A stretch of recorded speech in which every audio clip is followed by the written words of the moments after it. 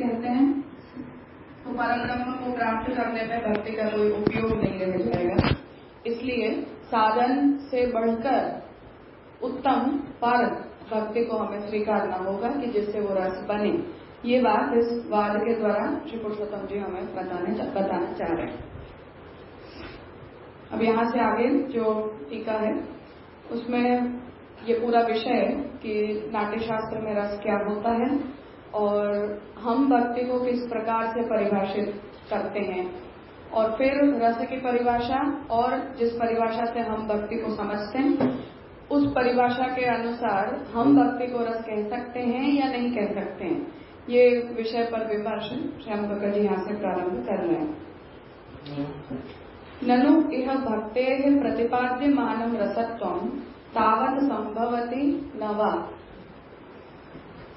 तो अब यहाँ प्रश्न उपस्थित हो रहा है कि यहाँ जिस भक्ति का निरूपण किया जा रहा है और जिस भक्ति की रसरूपता निरूपित की जा रही है वो भक्ति की रसरूपता हो सकती है या नहीं हो सकती है, अर्थात भक्ति रस हो सकती है या भक्ति रसरूप नहीं हो सकती। इति विचिकित्सायाम, ऐसा प्रश्न होने पर तस्याः लक्षण प्रमाणाभिनयार्हता भी अनुपपत्तेः न इति पूर्व पक्षः। ऐसी विचिकित्सा होने पर अर्थात ऐसा विचार उपस्थित होने पर तस्याः अर्थात भक्त्याः भक्ति के विषय में भक्ति के जितने भी लक्षण हैं वो भक्ति संबंधी जो भी प्रमाण हमें प्राप्त होते हैं, भक्ति की रसरूपता को लेकर जो प्रमाण प्राप्त होते हैं वो, और भक्ति का अनुकरण जो लोग करते हैं या जो लोग भक्ति मार्ग का अनुसरण करते हैं, वो सभी बातें उपपन्न नहीं होने से भक्ति रस नहीं है। ये पूर्व पक्ष मूल ग्रंथ में हमने देखा कि उपस्थित किया गया। तो वहाँ पूर्व पक्ष ने जो है वो 5 उत्पत्तियां अपने पूर्व पक्ष में दी थी, जिनमें पहली थी अश्रुतत्वात्, अर्थात हमने भक्ति को कभी रस के रूप में शास्त्रों के द्वारा कहीं सुना नहीं है। तो अश्रुतत्वात् में भरत ने कहीं भी भक्ति को क्योंकि रस नहीं कहा और रस की जो विवेचना है वो भरत मुनि ने ही की होने से यदि भरत नहीं मानते हैं तो लोगों के लिए ये नया विषय बनेगा, इसलिए उसे अश्रुतत्वात् कहा, सुना नहीं होने से। असिद्धत्वात्, शास्त्रीय प्रमाणों से भक्ति की रस के रूप में सिद्धि नहीं की गई होने से। अनुभूते अभावतः, किसी को भक्ति रस का अनुभव नहीं हुआ होने से। अंतर्भावात्, अन्य रसों में उसका अंतर्भाव संभव होने से। च अतिरिक्तो रसो भक्ति ही न कुत्रचित, किसी ने भी भक्ति को कभी भी स्वतंत्र रस के रूप में नहीं कहा, कहीं नहीं कहा। तो ये सब जो पक्ष पूर्व पक्षी ने रखे थे उनका यहाँ संकलन श्यामगंगा जी ने किया है कि भक्ति का जो लक्षण बताया जाता है वो भक्ति के विषय में शास्त्रीय प्रमाण जो भी उपलब्ध होते हैं वो जो लोग भक्ति करते हैं उन सभी में कभी भी भक्ति की रसरूपता उपपन्न नहीं हो पाती, इसलिए हमें भक्ति को रस नहीं कहना चाहिए। ये पूर्व पक्ष हमने मूल ग्रंथ में देखा।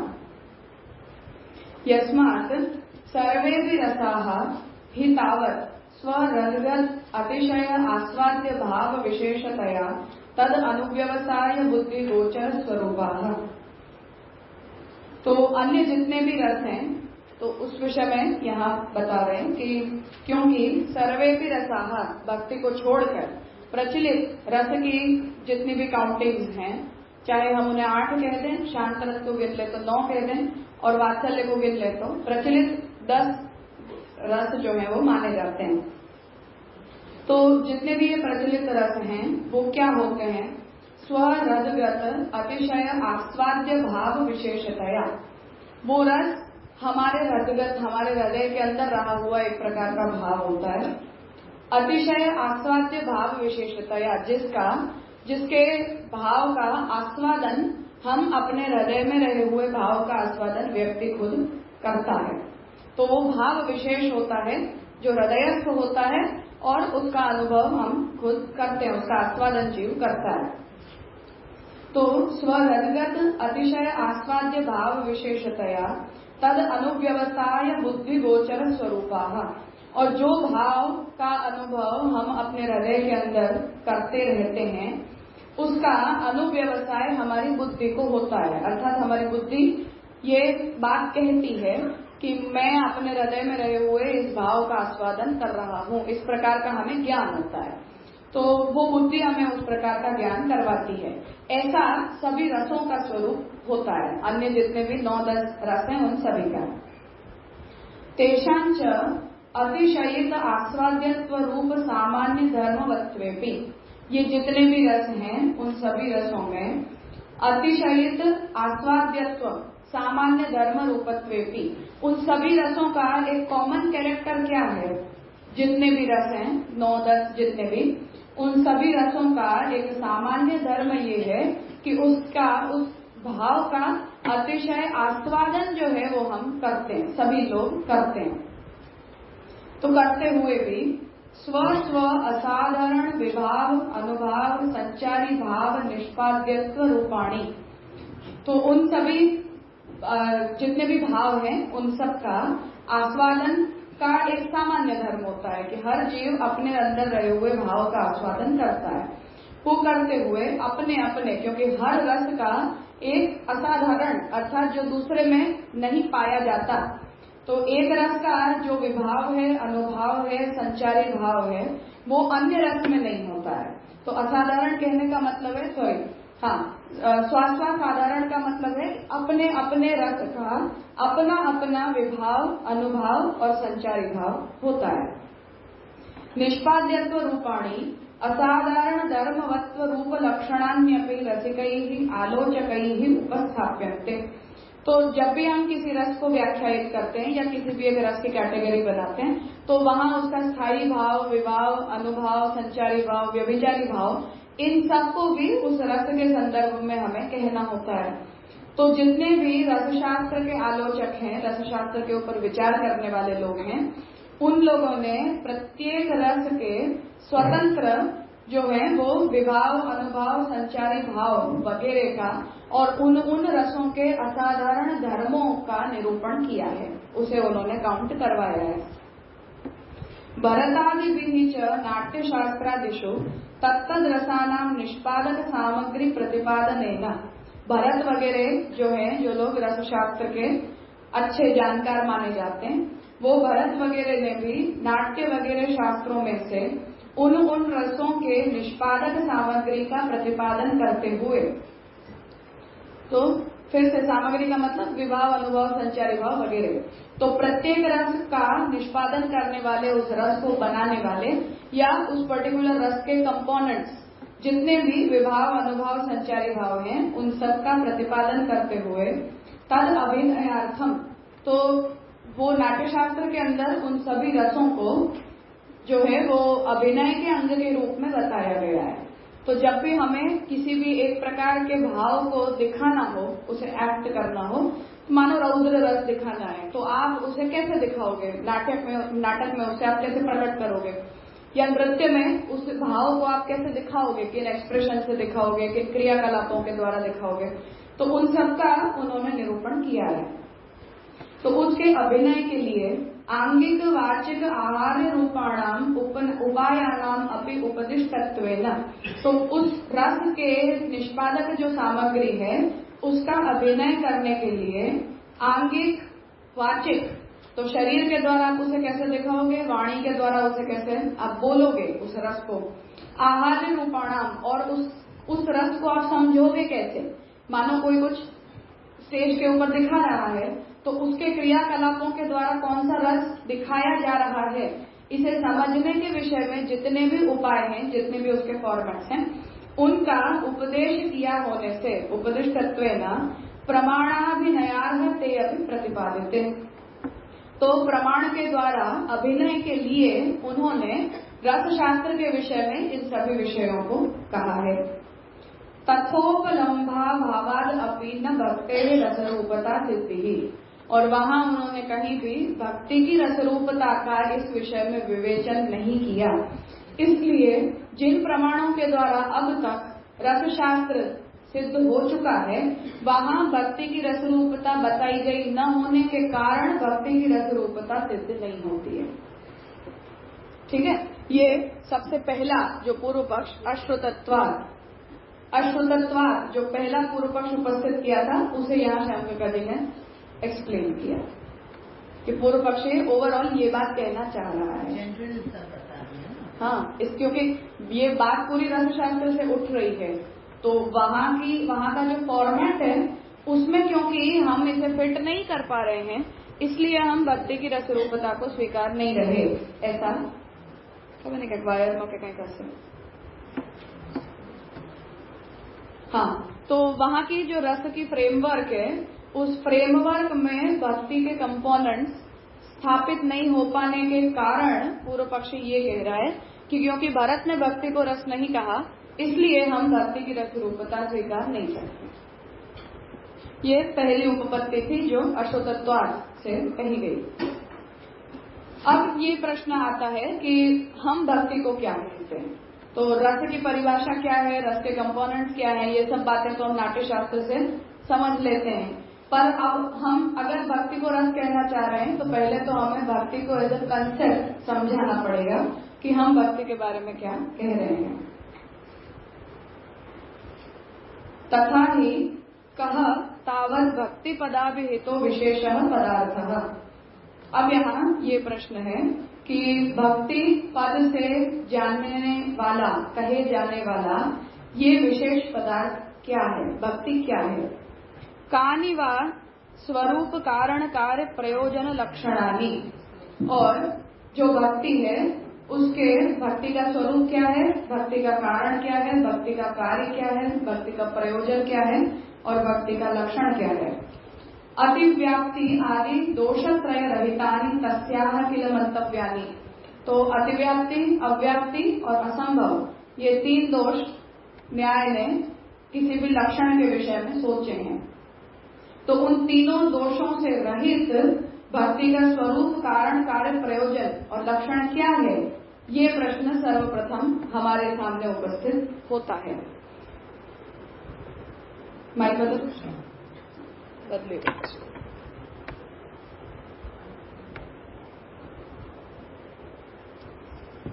आ बैटरी दे से थोड़ी છે આ વાળું તો એને શું થયું।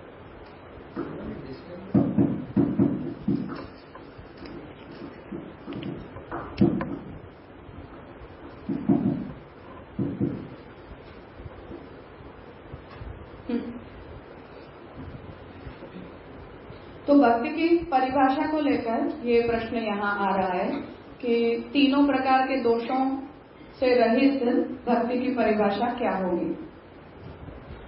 यस्मात् पाराशर्य गर्ग शांडिल्य नारद बादरायणादिषु प्राक्तनेषु ऋषिषु।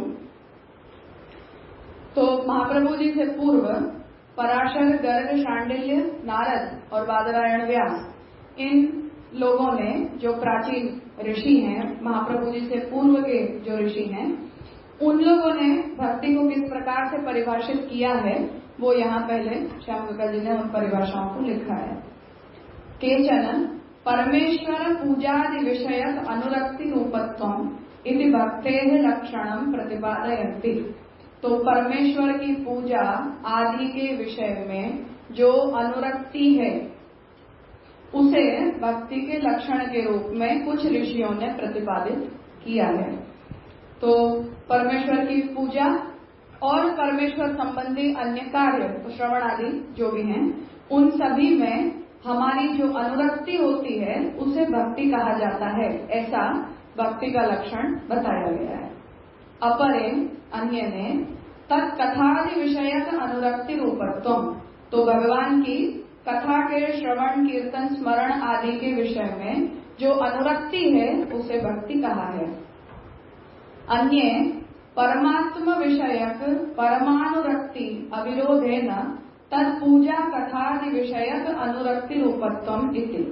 और कुछ अन्यों ने परमात्मा के विषय में परम अनुरक्ति, भगवान से भी अतिशय अनुरक्ति से अविरोध द्वारा, तो भगवान से जो अनुरक्ति है उसका विरोध किए बिना भगवान की ही पूजा कथा वगैरह के विषय में जो अनुरक्ति होती है उसे भक्ति कहा है।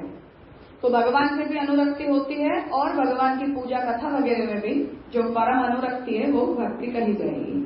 ऑल थ्री इंक्लूसिव भक्ति की डेफिनेशन हो सकती है। हाँ, अर्थात भगवान से प्रेम नहीं है पर भगवान संबंधी केवल क्रियाओं में ही अनुरक्ति है, ऐसा नहीं होना चाहिए। इतरे कुछ अन्यों में तो नारद भक्ति सूत्र का जो वचन है उसे ले रहे हैं। तद अर्पित अखिल आचारत्व सती तद विस्मरणे परम व्याकुलता रूपत्व। तो भगवान को अर्पित सब कुछ कर देने के बाद हमने हमारा जो कुछ भी है उसे भगवान के प्रति अर्पित कर देने के बाद भगवान का या प्रभु संबंधी किसी कार्य का विस्मरण हो जाने पर अतिशय व्याकुलता की जो अनुभूति है उसे भक्ति कहा है। इति एकत्र एक ऐसा लक्षण बताया गया है। अपरत्र तो अन्य दूसरी जगह ऐसा कहा है। भगवत पर ऋषिकई ही निरुपाधिक ऋषिकेश सेवन रूपत्व। तो नारद पंचरात्र में भक्ति को एक और प्रकार से कहा गया है कि भगवान में परायण होने के बाद भगवान में ऋषिकेश जो भगवान हैं उनमें जो निरुपाधिक सेवा जो भगवान की होती है, भगवत परायण होने के बाद निरुपाधिक भाव से ऋषिकेश भगवान का सेवन, इसे भी भक्ति के रूप में कहा गया है। इत्यपि परेतु पुनः भागवत से कर रहे हैं। निखिल भूत गुहाशयस्थ भगवत गुण श्रवण हेतुकत्वे सति। तो जितने भी निखिल अर्थात सर्वत्र हर जगह पर रहने वाले जितने भी पदार्थ हैं, भूत जड़ जगत के पदार्थ जीवात्माएं सभी कुछ, उन सभी के गुहाशय में अर्थात हृदय में स्थित भगवान के गुणों के श्रवण के हेतु के रूप में सती अव्यवहितत्वे सती तद विषय अविच्छिन्न मनोगति रूपत्व। तो भगवान के गुणों के श्रवण के हेतु के रूप में अव्यवहितत्वे सती अर्थात बीच में कहीं भी व्यवधान न आए, बीच में कोई डिस्टर्बेंस न आए, उस प्रकार से भगवान के विषय में और भगवान के गुणों के श्रवण के विषय में अविच्छिन्न मन की जो गति है वो भक्ति कही जाती है, जिसे हम चेतस्तत् प्रवणम सेवा कहते हैं।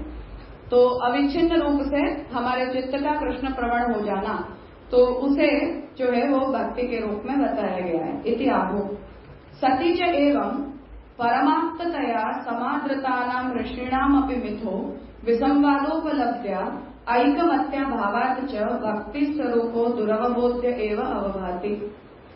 तो इतनी सारी परिभाषाएं हमने भक्ति के विषय में देखी। तो इन सभी को देखते हुए जितने भी ऋषि हैं वो आप्त हैं, अर्थात इन सभी के वचन जो है वो हम प्रमाण के रूप में मानते हैं और समान रूप से इन सभी ऋषियों का हम आदर भी करते हैं। समादृता नाम अर्थात सभी का एक समान रूप से हम आदर करते हैं। तो ये जितने भी ऋषि हैं सभी आप्त हैं, समान रूप से आदरणीय हैं। ये जितने भी ऋषि हैं इनके बीच भी विसंवाद उपलब्ध होता होने के कारण और एक मत का अभाव होने से भक्ति का स्वरूप दुर्बोध है, सामान्य व्यक्ति को सरलता से समझ में आ नहीं सकता है, ऐसा लगता है। अवभाते अर्थात लगता है। तो साथ में ही उत्तर पक्ष की बता रहे हैं क्या? नहीं, उत्तर पक्ष नहीं बता। तो ये सब तो कोटेशन से तो भक्ति दिखा दी ना, पर भक्ति रास्ते थोड़ी दिखाई। अश्रुतत्वाद का है उसका तो इतना सारा दे दिया। अश्रुतत्वाद उन्होंने प्रमाण वचनों से नहीं बोला है। अश्रुतत्वाद तो केवल भरत ने नहीं कहा है, उस वजह से। तो ये विषय कहाँ ले जा रहे हैं? ले यहाँ जा रहे हैं कि हम पहले भक्ति को डिफाइन कर लें, हम खुद पहले भक्ति के स्वरूप को समझ लें, उसके बाद हम ये बात करें कि भक्ति को रस कहेंगे या नहीं कहेंगे।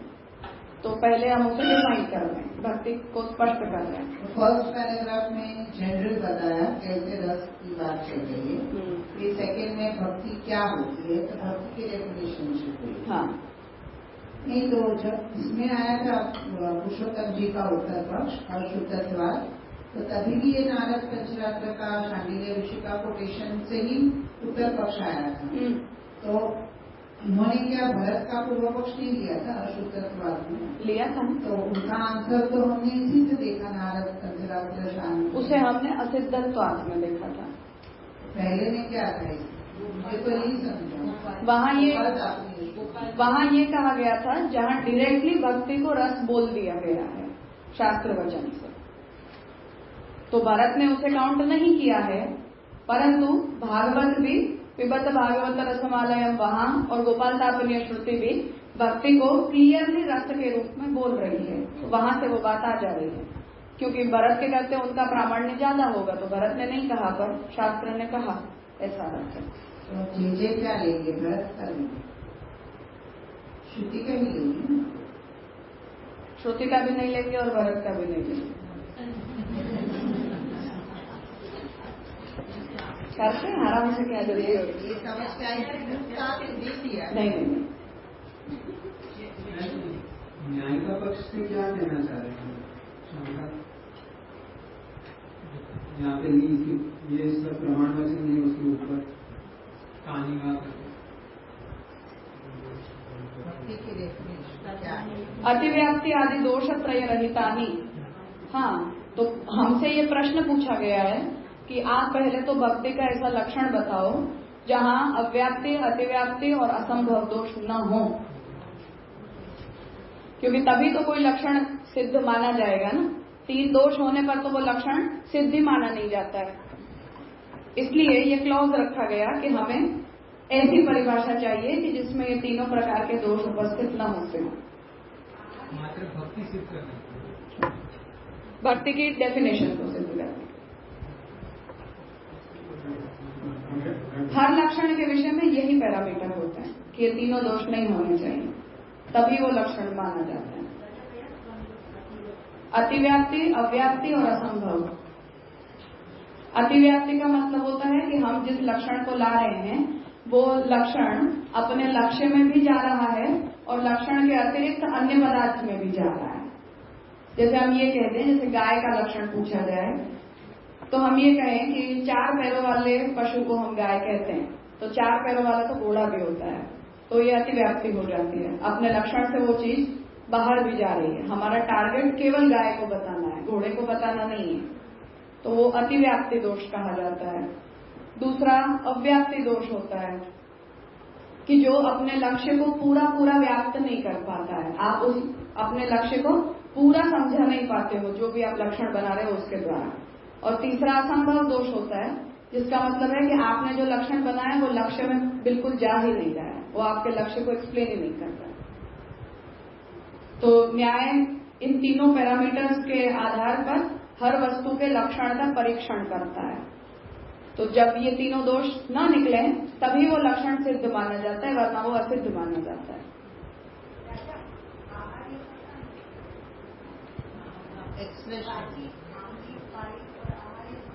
जब हम उसे समझेंगे तो हम उसे कैसे, किस रस के रूप में समझेंगे।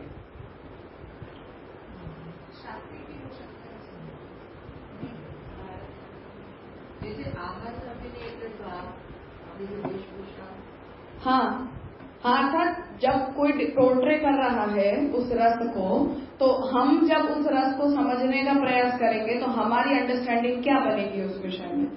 मानो दिखा रहा है रौद्र रस और हम समझ रहे हैं करुण रस, ऐसा नहीं हो जाना चाहिए, मिसमैच नहीं होनी चाहिए चीजें। वो हम तक उसी रूप में पहुंचनी चाहिए कि जैसा सोचा गया है।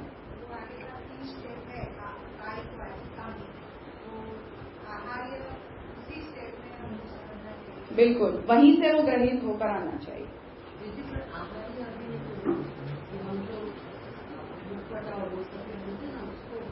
हाँ, वो मैं समझ गई, इसीलिए मैं कह रही हूँ कि यहाँ कहने का तात्पर्य है कि वो बात हम तक पहुंचनी चाहिए। ऐसा नहीं होना चाहिए कि स्क्रिप्ट कह रही है, आप उसे दिखाने की कोशिश कर रहे हो, पर श्रोता जो है या देखने वाला जो व्यक्ति है उस तक वो रस उस रूप में नहीं जाकर किसी दूसरे रूप में चला जाए। तो आप रस प्रकट कर रहे हो पर सामने वाले के लिए वो रसाभास हो जा रहा है। मतलब ये जो डेफिनेशन आई उसमें से कौन सी बेस्ट ऐप है? हम तो ये कह रहे हैं कि हमसे पहले अगर कुछ ऋषियों ने भक्ति को डिफाइन किया है तो हमें वहां से उस भक्ति को ऐसा समझना चाहिए। कंसिडर तो हम करेंगे ही हमसे पहले जिन लोगों ने। अब इसमें सही क्या है गलत क्या है वो बात नहीं हुई है अब तक। नहीं, ये 3 दोष उस पर अभी विचार भी नहीं किया है। हम केवल कलेक्ट कर रहे हैं ओपिनियंस। अल्टीमेटली हम ऐसा सोचेंगे कि ये वाला डेफिनेशन में 3 दोष किसमें ना हो। हाँ हाँ, या अगर इन सब में नहीं है तो हम लक्षण उसको ऐसा बनाएंगे फिर।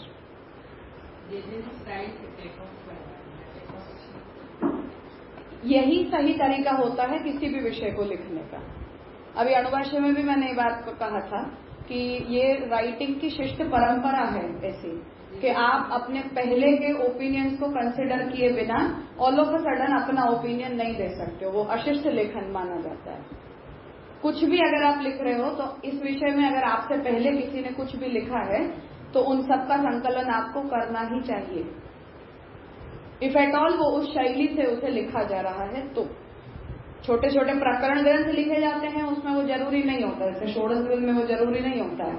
पर महाप्रभु जी ने जैसे निबंध लिखा तो वहां वो जरूरी है कि आप अपने अलावा के लोग क्या सोच रहे हैं, क्या कह रहे हैं, आपसे बड़े क्या कह रहे हैं या कंटेम्पररी लोग क्या कह रहे हैं, उन विषयों को आप लिखो, बोलो, उसके अंदर दोष बताओ या उसमें आपकी एक्सेप्टेबिलिटी है तो उसे बताओ और फिर लास्ट में अपना मत रखो कि हम इस बारे में क्या कहेंगे। ऐसा ही लिखा जाता है। पुरुषोत्तम जी की टीका लेके चले गए जब असुरक्षित बात आया था तो वहाँ पे हमने देखा था कि भक्ति रस कार्य की लिखा नहीं है लेकिन सब शास्त्रों में उसको स्नेह कार्य के लिखा हुआ है। और फिर वहाँ पे हमने सब स्नेह के सब कैरेक्टर्स देखे थे क्या क्या है। अंत में हमने ये देखा था कि स्नेह स्थायी है इसलिए वह रस है। तो ये वहाँ पे पुरुषोत्तम जी की टीका है उन्होंने ये सुंदर बात को किस तरह इसको निराकरण किया है। तो ऐसे यहाँ पे भी हाँ, तो पहले तो हमारे पार्ट में ये आ रहा है कि हम पहले तो भक्ति शब्द को बताएं कि हम भक्ति से क्या समझते हैं, भक्ति का कंसेप्ट हम स्पष्ट करें।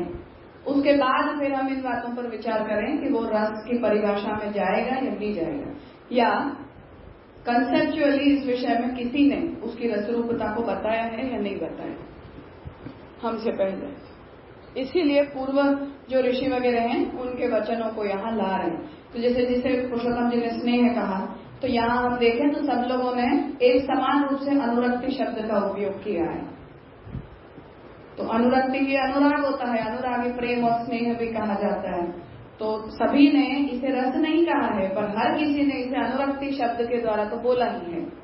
तो उसका मतलब है कि सभी ऋषि अलग अलग काल में हुए हैं, अलग अलग टेक्स्ट में उन्होंने भक्ति को डिफाइन किया है, पर सबने किसी प्रकार की अनुरक्ति का मतलब होता है अटैच होना, जुड़ा होना, लगाव होना किसी से।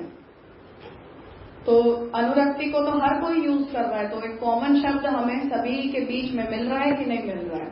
तो उसका मतलब है कि किसी लगाव वाले सेंटिमेंट के रूप में हर ऋषि भक्ति को कंसिडर कर रहा है। ऐसे उसका डेवलपमेंट है सब्जेक्ट।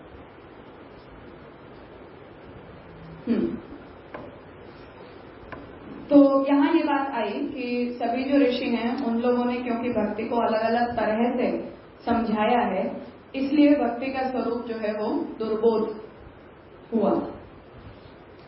अब अथ उपनिषद गीतादि भाष्य कृत्सु, अब उपनिषद गीता वगैरह के ऊपर भाष्य करने वाले आधुनिक आचार्येषु श्री शंकर रामानुज प्रभृतिषु अपि केचन। अब इसमें जो आधुनिक आचार्य हैं शंकराचार्य रामानुज वगैरह जिन्होंने उपनिषद के ऊपर और गीता आदि शास्त्रों के ऊपर भाष्य लिखे हैं वो भक्ति को कैसे समझाते हैं उसे अब हमें देखना चाहिए, क्योंकि फिर से सभी महाप्रभु जी से पहले के हैं। केचन भगवत भजन परेषु अर्थार्थी आर्थ जिज्ञासु ज्ञानीषु अंतिमस्य ज्ञान लक्षण रूपत्वम इति प्रवदन्ति। तो शंकराचार्य जी जो हैं वो गीता जी के भाष्य में भक्त को और भक्ति को डिफाइन कर रहे हैं कि भगवान के भजन में जो परायण भक्त हैं उनमें उनके 4 प्रकार वहां भगवान ने बताए हैं। तो अर्थार्थी, आर्त, जिज्ञासु और ज्ञानी, ये 4 प्रकार के भगवान के भजन में जो परायण हैं उनमें अंतिमस्य जो चौथा अंतिम है ज्ञान लक्षण रूपत्वम, इसे भगवान ने भक्त माना है। वहां गीता जी में ये बात आती है कि 4 प्रकार बताने के बाद फिर भगवान की आज्ञा करते हैं कि इनमें जो ज्ञानी होता है वो उत्तम होता है। तो वहां से शंकराचार्य जी ये कह रहे हैं कि भक्त का मतलब क्या कि जो ज्ञानी हो। ऑब्वियसली अपना मत क्यों न सिद्ध करे कोई। अपरे अब रामानुजाचार्य जी जो आज्ञा कर रहे हैं वो बता रहे हैं कि परमेश्वर विषयक अत्यर्थ प्रियानुभूति रूपत्व, परमेश्वर के विषय में अतिशय प्रियता की जो अनुभूति होती है, मुझे भगवान बहुत प्रिय हैं, ऐसी जो अनुभूति है उसे भक्ति समझना चाहिए। तो ये रामानुजाचार्य जी बता रहे हैं। अन्य सर्वेश भगवती तद्धर्मात् धृतस्य मनसो धारावाहिक वृत्ति रूपत्वम, ये भक्ति रसामृत सिंधु में जीव गोस्वामी कह रहे हैं कि सर्वेश भगवती, सभी के ईश जो भगवान हैं उनमें तद्धर्मात्, उनके धर्मों से धृतस्य, उन धर्मों के, उन भगवान के जो धर्म हैं उन्हें धारण करते हुए हमारे मन की जो धारावाहिक वृत्ति परमेश्वर के प्रति होती है, भगवान के प्रति होती है, उसे हम भक्ति कहते हैं। तो भगवान के जो इतने भी धर्म हैं, महात्म्य ज्ञान पूर्वक ऐसा ही समझें, तो भगवान के धर्मों को धारण करते हुए हमारे मन की जो धारावाहिक वृत्ति भगवान के प्रति होती है, धारावाहिक मतलब फिर से नदी की जैसे एक अविच्छिन्न धारा होती है उस प्रकार से, तो ऐसी जो धारावाहिक वृत्ति रूपता है इसे भक्ति के रूप में कहा है। इति प्रतिपादयन्ति इतरे पुनः अन्याभिलाष शून्यत्वे सति ज्ञान कर्मादि अनावृतत्वे सति आनुकूल्येन श्री कृष्णानुशील रूपत्वम इति अनुशीलयन्ति।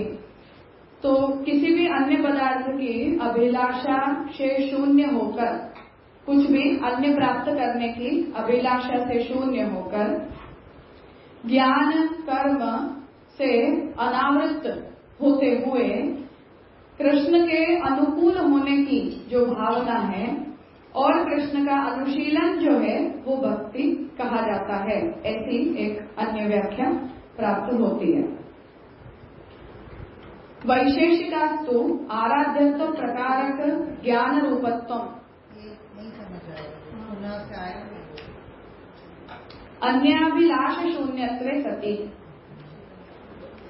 अन्याभिलाषा कृष्ण के अतिरिक्त अन्य की अभिलाषा से शून्य होते हुए, न होते हुए, तो अन्य की अभिलाषा न रखते हुए ज्ञान कर्म से अनावृत, अर्थात जो ज्ञान और कर्म के साथ जुड़ी हुई भक्ति न हो, ज्ञान और कर्म से स्वतंत्र हो, ऐसी आनुकूल्येन श्री कृष्णानुशील रूपत्वम, कृष्ण के प्रति अनुकूल होने की भावना से कृष्ण का अनुशीलन, कृष्ण को जानना, कृष्ण को चाहना, इसे भक्ति कहा गया है।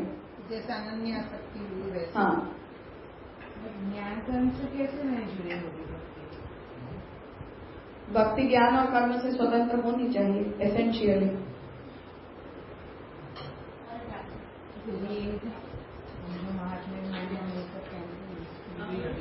फिर से वही बात कि महात्म्य ज्ञान पूर्वक में जब हम ये कह रहे हैं कि महात्म्य ज्ञान के न रह जाने के बाद भी अगर स्नेह है तब भी वो भक्ति कहा जाता है, तो उसका मतलब है कि ज्ञान इज नॉट एसेंशियली रिक्वायर्ड, ज्ञान is the stepping stone.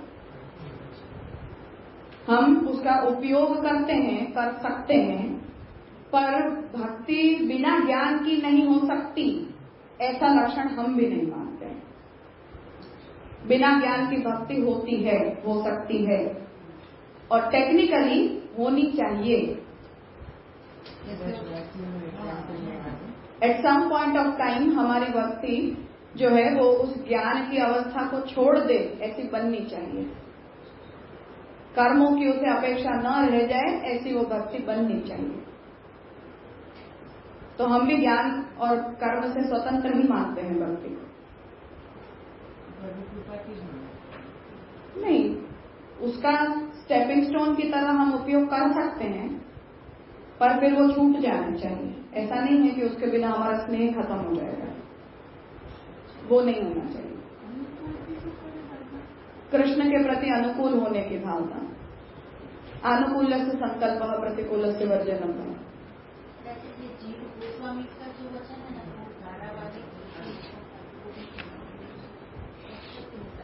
सर्वेशे Bhagwati तद्धर्मात् धृतस्य मनसो धारावाहिक वृत्ति रूपत्व। धारावाहिक मन की वृत्ति,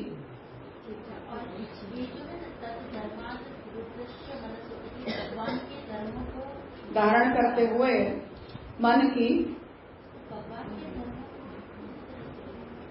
भगवान के गुण, भगवान के कर्म, भगवान का स्वरूप, भगवान का नाम, महात्म्य, जिस तरह से भगवान का स्वरूप है वो।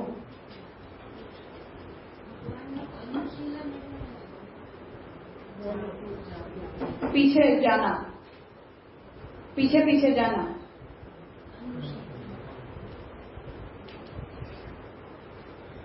वैशेषिकास्तु आराध्यत्व प्रकारक ज्ञान रूपत्वम इति अभिप्रयन्ति। और वैशेषिकों के मत में किसी भी देवता का अपने आराध्य के रूप में ज्ञान ही भक्ति कहलाता है। ये मेरा आराध्य है, इस प्रकार का जो ज्ञान है वो भक्ति कहा जाता है। इसे पूर्व पक्षी ने मूल ग्रंथ में पुरुषोत्तम जी ने भी इस व्याख्या को मेंशन किया था। तो वहां भक्ति ज्ञान के रूप में हो, ऐसा समझ में आता है। तो ये वैशेषिकों के मत में भक्ति की परिभाषा है। तो पहले जो पूर्व के ऋषि हैं उनकी बताई हुई परिभाषाओं को देख के अब जो है वो महाप्रभु जी से बड़े जितने भी अन्य आचार्य वर्ग हैं जिन्होंने गीता आदि के ऊपर भाष्य लिखा है, उनकी भी बताई हुई परिभाषाओं को यहाँ महाप्रभु जी ने संकलित किया। यह एतेषु हम एक्सेप्ट करते हैं ये सब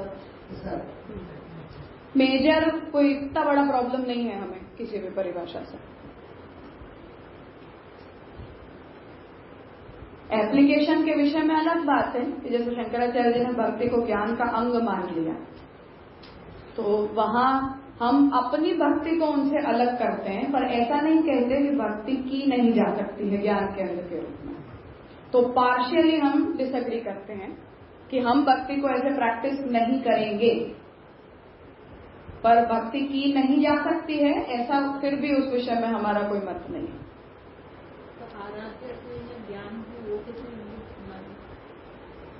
कृष्ण को हम अपने एकमात्र आराध्य के रूप में स्वीकारेंगे तो वो अनन्यता ही है ना एक प्रकार की। तो अनन्यता विषयक हमारी जो बुद्धि है, पर फिर से यही बात कि ये पार्शियली ऐसे भक्ति को डिफाइन करें तो हमें समस्या नहीं है।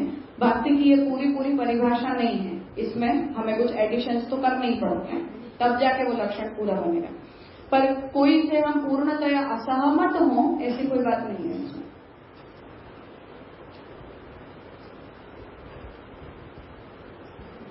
कुछ पूछना है?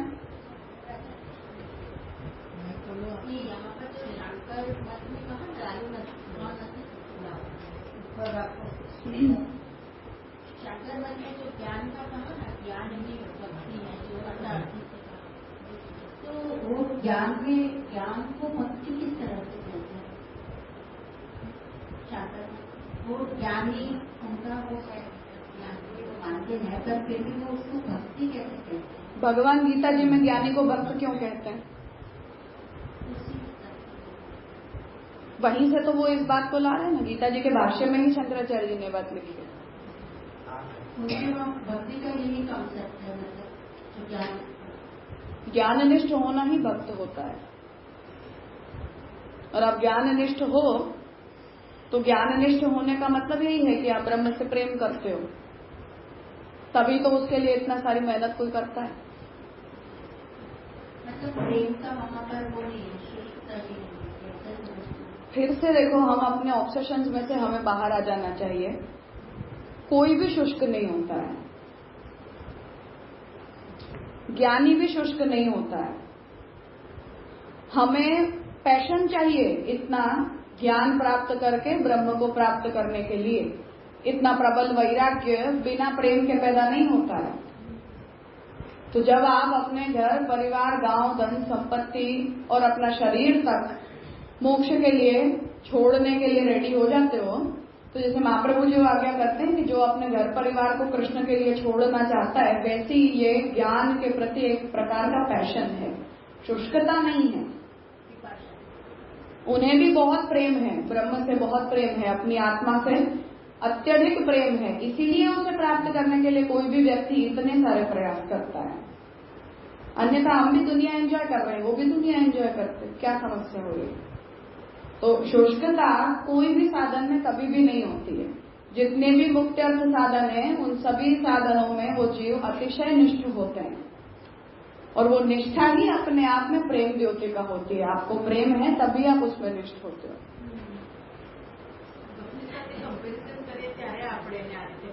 पर हमारा हर मार्ग का अपना अपना एक प्रकार का अप्रोच होता है।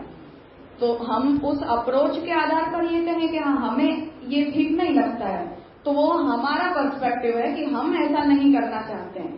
पर वो कर रहे हैं, वो गलत कर रहे हैं, या ऐसा नहीं किया जाना चाहिए, ऐसा तो किसी भी आचार्य का पर्सपेक्टिव नहीं होता है।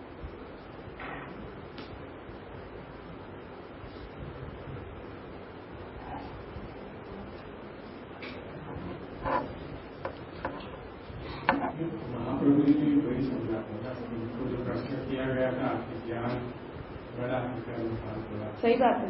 महाप्रभु जी को वही था, उन्होंने उसकी आलोचना नहीं की थी। दोनों अपने जगह तो सही है, लेकिन मेरे मत में तो भक्ति ही नहीं।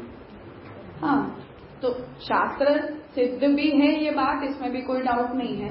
हम अपने आप के लिए ऐसा मार्ग चुनते हैं, ये हमारी चॉइस है, हमारी इच्छा है, इसमें भी कोई बात नहीं है।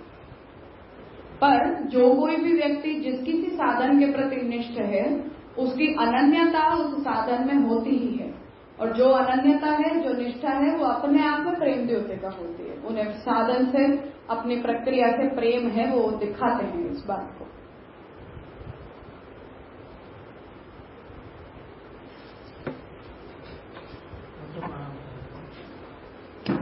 पुस्तक में 172 172 वो प्रिंटर मैंने नहीं खबर।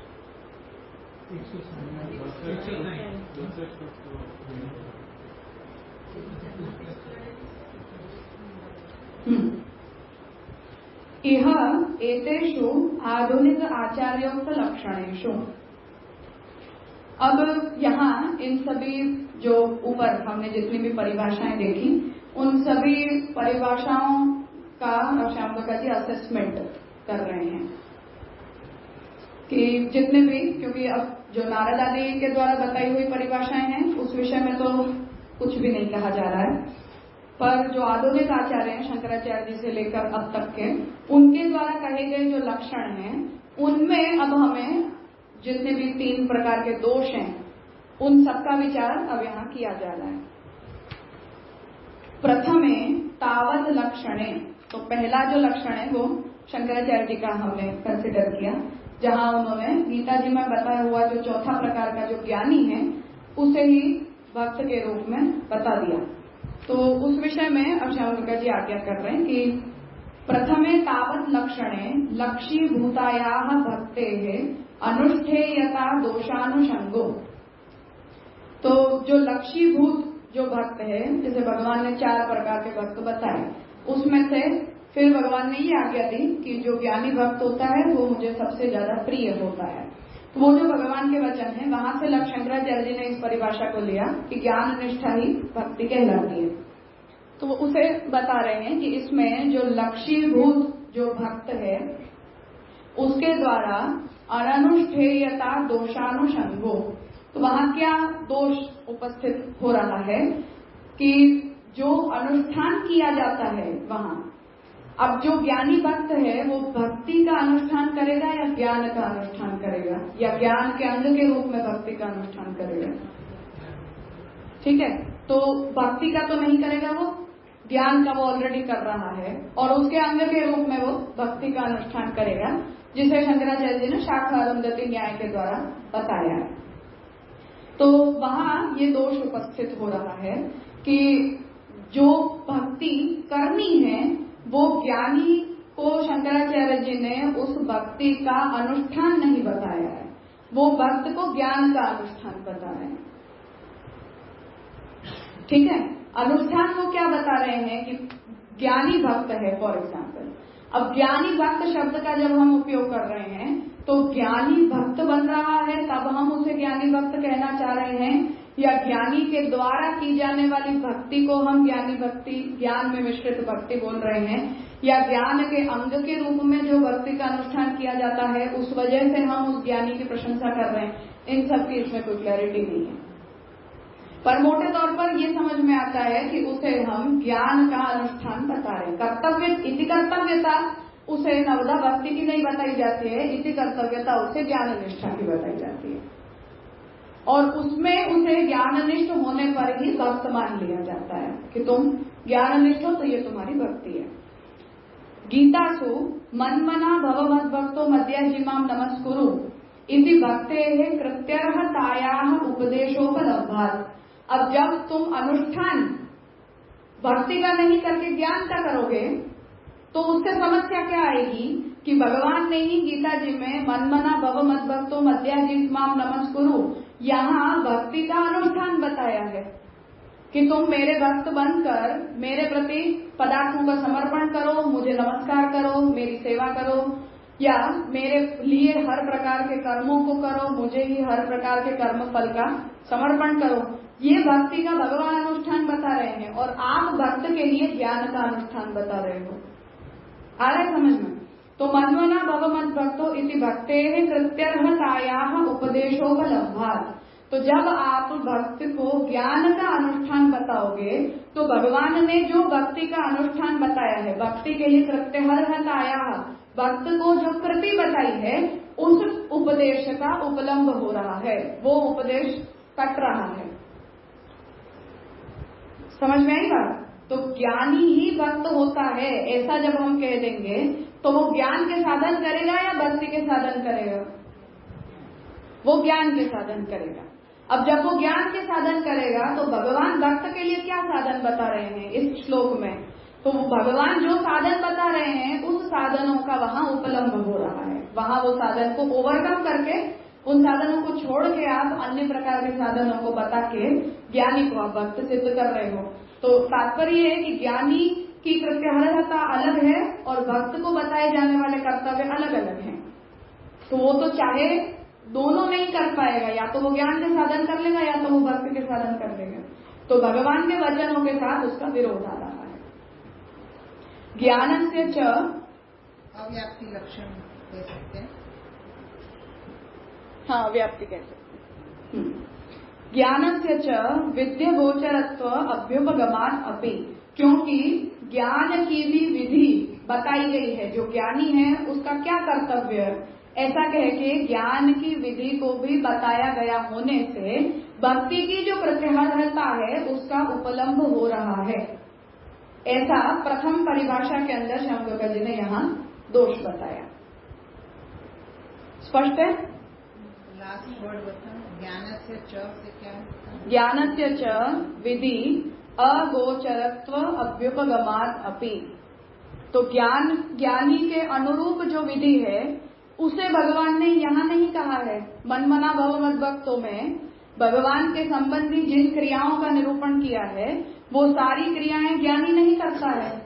तो ज्ञानी ही यदि भक्त है, ज्ञाननिष्ठ व्यक्ति ही यदि भक्त है तो वो ज्ञान की विधि करेगा या मन्मना भव मद्भक्तो मद्याजिमाम नमस्कुरु में बताई गई विधियों को करेगा? तो आप यदि उसे ज्ञाननिष्ठ बताकर उसे भक्त बता रहे हो और ज्ञानी के अनुरूप यदि विधि का निरूपण आप कर रहे हो तो उस स्थिति में भक्त संबंधी जितनी भी विधियां बताई हैं वो कट रही हैं। भक्त संबंधी विधियों का अनुसरण करने पर ज्ञान संबंधी विधियों का के साथ समस्या आ रही है। तो उसका मतलब ये है कि इन दोनों के बीच में सामंजस्य नहीं है। तो ज्ञानी इक्वल टू भक्त ऐसा इक्वेशन नहीं बन रहा है। फिर लेकिन अपन ने पहले बोला ना गीता जी में भगवान खुद ही तो कह रहे हैं ज्ञानी भक्त प्रिय है, और अभी हम ज्ञानी वर्सेस भक्त को कंपेयर कर रहे हैं तो नहीं बैठ रहा है, वो अलग बात है। मुझे लग रहा है कि बात ही तो अलग अलग। भगवान जब ज्ञानी को भक्त कह रहे हैं तो उसका क्या अर्थ बन रहा है कि आप प्रभु के संबंध में पूर्ण ज्ञान प्राप्त करके भक्ति का अनुष्ठान कर रहे हो, तब वो ज्ञानी भक्त कहलाता है। जैसे महाप्रभु जी ने निबंध के उपोद्घात प्रकरण में भी उसकी प्रशंसा की है, ज्ञानी चेत भजते कृष्णम तस्मात् नास्ति अधिकः परः। तो हम क्या देखते हैं कि वो साधना उसने ज्ञान मार्ग की है, एक्सीडेंटली उसके हृदय में भगवान के प्रति भक्ति प्रकट हो गई है, तब ऐसे ज्ञानी से बड़ा कोई भक्त नहीं बनता है, ऐसा वहां महाप्रभु जी बता रहे हैं।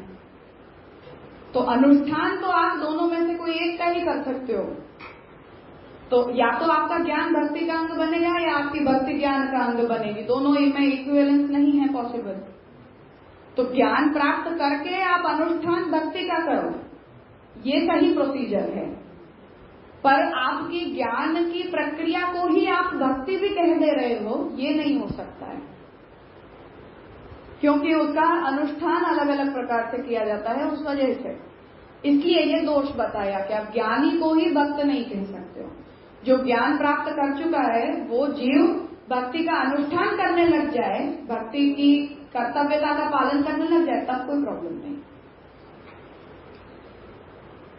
वही सेकेंड लाइन ना, अनुष्ठान का ही दोष बताया। वही तो दोष बताया कि भगवान भक्त का क्या कर्तव्य बता रहे हैं। तो मनमना भव मद्भक्तो मद्याजी माम नमस्कुरु, वहां भगवान ने भक्त के कर्तव्य बताए, भक्त की ड्यूटीज बताई हैं। तो भगवान तो भक्त का ये कर्तव्य बता रहे हैं, तो केवल ज्ञान साधना परायण होना ये भक्त का कर्तव्य नहीं बताया गया है। तो अनुष्ठेयता पर ये प्रॉब्लम आ रही है, इसलिए वो लक्षण वहां नहीं जाता है।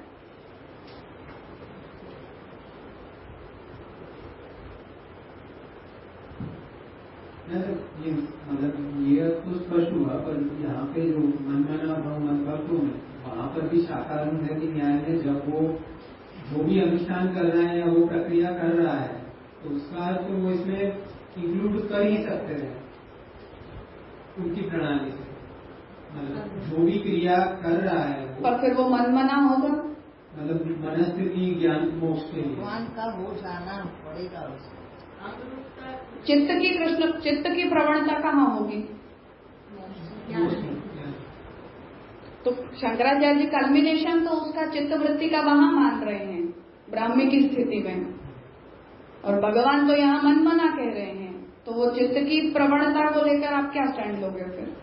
वहाँ भी उनके अर्थ में तो ये मनमना तो वापस मतलब निर्गुण ब्रह्मना होंगे, सगुण के वहाँ ही आएगा, सगुण में जाएगा ना, तो फिर आपकी भक्ति की अनुष्ठेयता कहाँ सेट हुई? वो तो हम कह रहे हैं कि नहीं सेट हुई। नहीं, मानो शंकराचार्य जी इसे डिफाइन करेंगे तो शंकराचार्य जी मन की चित्तवृत्ति को कहाँ लगाना चाहेंगे? निर्गुण ब्रह्म में। भगवान ये कह रहे हैं कि चित्तवृत्ति को उनमें लगाते हुए फिर हमें भगवान के प्रति नमन यजन आदि की क्रियाओं को करना है। जिसमें आप चित्त लगा रहे हो उसी का नमन करना है, उसी का यजन करना है, उसी के प्रति समर्पण करना है। तो मनमना भव ये पहला कर्तव्य है कि पहले तो अपने मन को मुझ में लगाओ, अब फिर तुम मध्याजी बनो, फिर माम नमस्कुरु बनो। तो जो प्रक्रिया में सिद्धांत मुक्तावली जा रही है कि पहले हम अपने चित्त को कृष्ण प्रवण करें, आइडियल प्रोसीजर यही होती है। हम क्या करते हैं उसे अभी भूल जाओ। तो पहले तो अपने चित्त को हम कृष्ण में लगाएं, और कृष्ण में लगे हुए चित्त वाले होने के कारण हम हमारे देह संघात की वृत्तियों को कृष्ण परायण बनाएं। ये आदर्श प्रक्रिया है। ये बात तो शंकराचार्य जी के साथ जाएगी नहीं, वो विरोध आ रहा है, अनुष्ठेयता का विरोध आ रहा है, उसे शांग कन्या कंसिडर कर रहे हैं। उनके मत से साकार निराकार के कारण भी वो तो आएगा। वो अनुष्ठान तो चित्त तुम्हारा निर्गुण ब्रह्म में है और अनुष्ठान तुम किसी दूसरे के प्रति कर रहे हो, और अगर वहां चित्त लगाकर कर भी रहे हो तब भी अल्टीमेटली अपने चित्त को वहां से हटाना तो तुम्हारा पर्पज है। क्या भी मानो हमने इस विग्रह के अंदर अपने चित्त को लगाया, पर किसी न किसी दिन तो हमें अपने चित्त को यहाँ से हटा ही लेना है। तो पर्पज डे 1 से तुम उस चित्त को हटाने के लक्ष्य के पीछे हो, फिर भी यहाँ पर लगाए हुए हो, तो चलेगा कैसे दोनों? यहाँ मुझे लग रहा है टैकल बहुत ज्यादा करना चाहते हैं। तो इसीलिए मन मना इज द फर्स्ट थिंग, फिर मध्याजिमाम नमस्कुरु है। बिना मन मना मध्याजिमाम नमस्कुरु नहीं है ना। अभी हम ये अशुद्धत्वाद का निराकरण करने का प्रश्न चल रहा है, नहीं चल रहा है, शुरू ही नहीं हुआ है। तो पहले जो ऋषियों का जो भक्ति की डेफिनेशन, मुझे लगा कि जो जहाँ जिन जिन ऋषियों ने भक्ति की डेफिनेशन दिए है उसमें से फिर जो कॉमन फैक्टर है वो लेकर फिर आगे कॉमन फैक्टर हम जरूर लेंगे। अनुरक्ति का जो है, जिससे पुरुषोत्तम जी स्नेह को ला रहे हैं, वो जरूर होगा। तो कुछ समय फिर जो शंकरवाद का ये डेफिनेशन को निकाल दिया जाएगा, ऐसे ही सब निकाल दी जाएगी, क्योंकि पहले पूर्व में जितने भक्ति की डेफिनेशन सब निकाल दी जाएगी। मतलब वहां से हम एक परिष्कृत लक्षण बनाएंगे जिसमें तीनों में से कोई दोष नहीं निकलेगा। तब जाकर भक्ति एज अ कंसेप्ट स्पष्ट होगी। पुरुषोत्तम जी का ग्रंथ 2 पृष्ठ का है और श्याम गोगा जी की टीका 20 पृष्ठ की है। तो हर पृष्ठ के ऊपर जो है वो श्याम गोगा जी का 10-10 पेजेस का विवेचन चलेगा। तो हम इतने फास्ट कंक्लूजन पर हम नहीं आएंगे।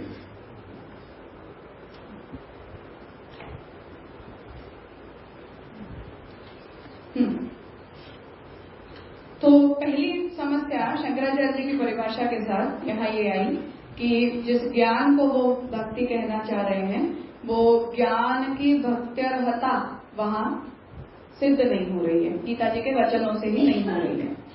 इसलिए भगवान जब ज्ञानी को भक्त कह रहे हैं तो भगवान का अप्रोच कुछ और है और शंकराचार्य जी का कुछ अप्रोच दूसरा है।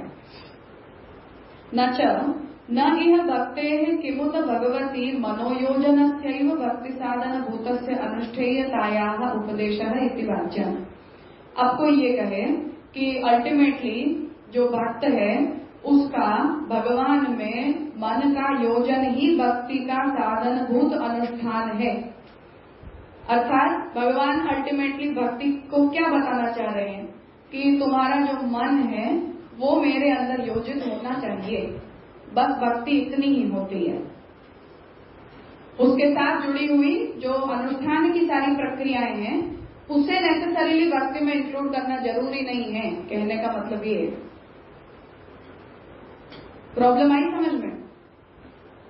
हम जो क्रिया करते हैं, भक्ति संबंधी जिन क्रियाओं को करते हैं, उन क्रियाओं की भक्ति रूपता आवश्यक नहीं है। केवल मन का भगवान में योजन ही भक्ति कहलाता है। ऐसा उपदेश को यदि कोई इंटरप्रेट करना चाहे, ये पॉसिबिलिटी को श्याम गोगा जी यहाँ ला रहे हैं। जैसे ये कह दिया कि आराध्यत्व प्रकारक ज्ञान, तो हमारा लक्ष्य उसमें क्या है? जैसे बैठे बैठे कृष्ण का ध्यान कर लो, सेवा की क्या आवश्यकता उसमें, पूजा की क्या आवश्यकता उसमें? तो हमारा मन ही तो कृष्ण में जुड़ना चाहिए। तो वो तो श्रवण कीर्तन से भी जुड़ सकता है, वहां सेवा कोई नेसेसरी वस्तु नहीं है। जो लोग सेवा नहीं करते तो कथा पक्ष से भी तो चित्त भगवान में लग जाता है।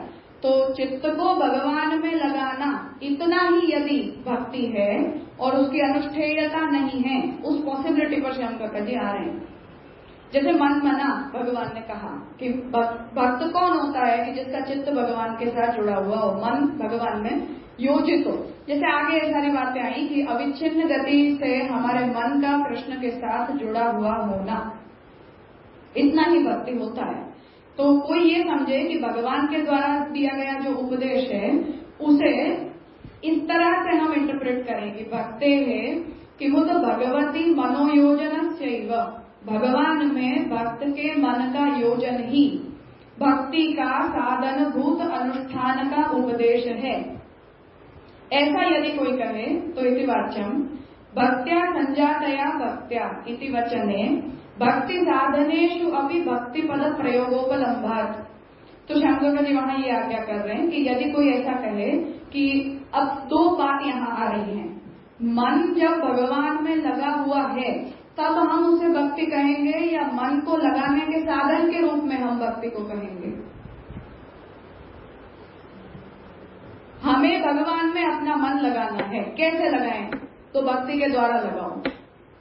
तो भक्ति को, मन को भगवान में लगाने के साधन के रूप में माना जाए या लगे हुए मन की स्थिति को भक्ति कहा जाए। ये दो प्रॉब्लम आ रही हैं अब यहाँ, जो शंकराचार्य जी परिभाषित कर रहे हैं वहां से। तो चित्त की कृष्ण प्रवणता सेवा है या चित्त को कृष्ण प्रवण बनाने का साधन सेवा है। एग्जैक्टली यही प्रॉब्लम आ रही है यहाँ। तो इसे यहाँ कह रहे हैं कि भक्त्या संजातया भक्त्या। तो भगवान क्या कह रहे हैं कि भक्ति के द्वारा ही भक्ति बनती है।